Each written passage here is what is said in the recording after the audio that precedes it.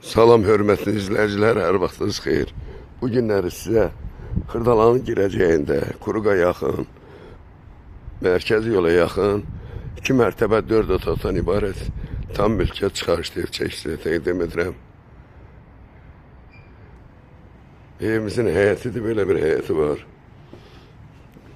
Zəmisi var. Tam mülkiyyət çıxarışlı evdir.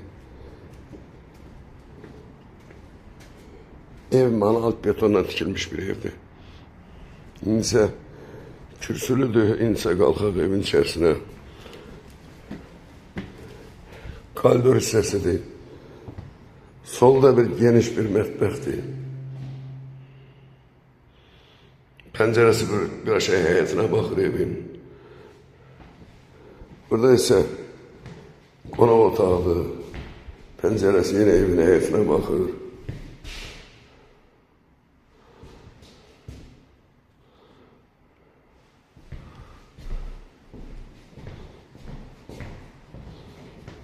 Burada balon manken yığma şkafıdır.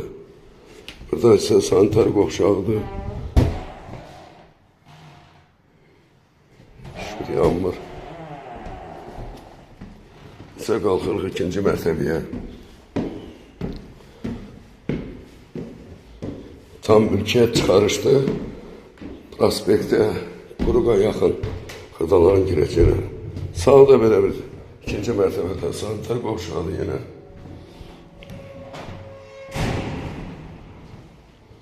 Solda bir yataq otağıdır.